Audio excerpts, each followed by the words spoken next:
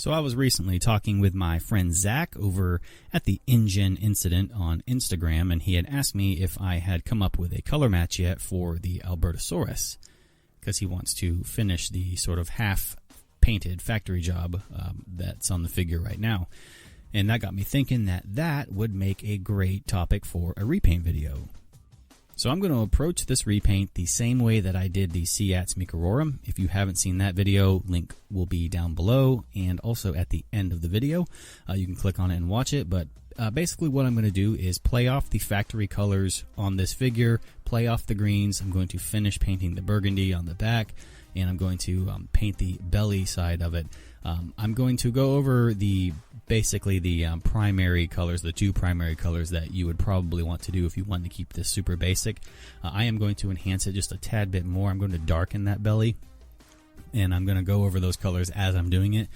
But I will go over the main colors that you'll need to just sort of do this on your own. So to achieve that top color, you're going to need two different colors mixed together. You'll need a magenta and you'll need a burnt umber. Now I'm going to be using airbrush paints. I'm using golden magenta, and I'll be using Wicked Colors Burnt Umber by Createx. Now as for the underside, I am going to be using Createx white mixed with a little bit of golden yellow to make an off-white, sort of antique white color. So I've got my airbrush paints thinned down and ready to be shot through the airbrush. So I'm going to go over to the airbrushing station, and I'm going to lay down that underside color first.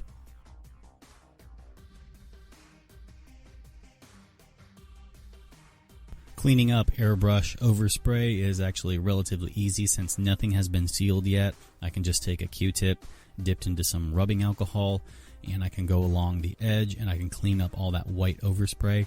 That way I can keep everything nice and tidy and clean. Now with the belly done, I'm going to be moving on to the top part now. And I've got that sort of burgundy mix in my airbrush, and I'm just going to start building up nice thin layers of that burgundy. And making sure that I darken up around the eyes and everything like that really just sort of enhances all of the details on this thing. There's something about the dark socket on a Jurassic dinosaur that just makes it look fierce. It sort of takes it to the next level, you know.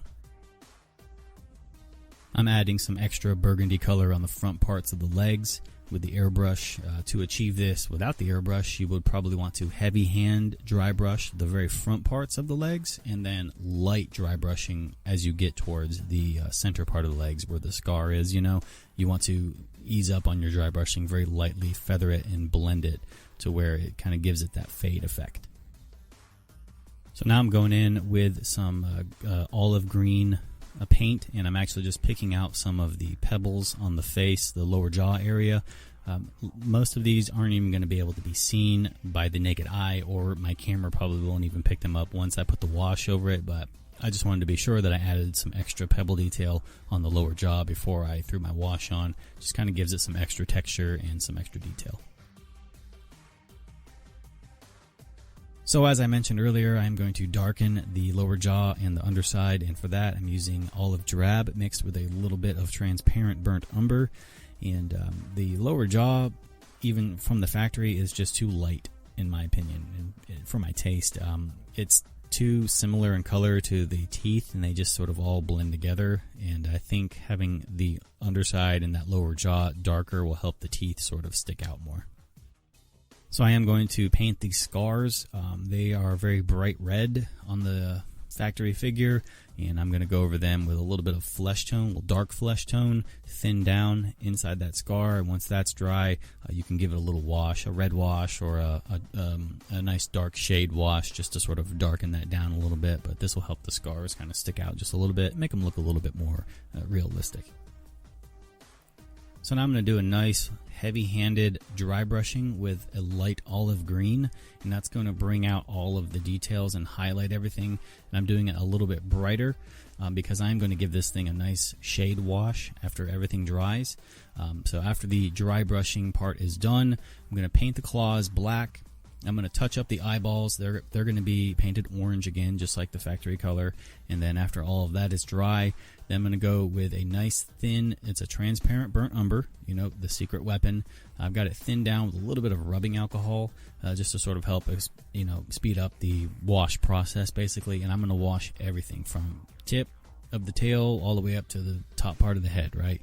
Everything's going to get a wash, and then I'm going to let this thing dry overnight, and then I will give it one more dry brushing with that olive green. It's going to make everything pop, and then it can be sealed with any sort of varnish or Mod Podge, whatever you guys choose to do.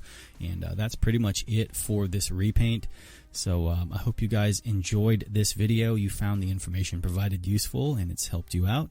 If it has, remember to tag me over on Instagram at Ted Brothers. I love to see all of the work that you guys do. It makes my heart happy. So for more Jurassic Park related content, you know where to find me. Links will be in the description box below. You guys take care, and I will see you in the next video.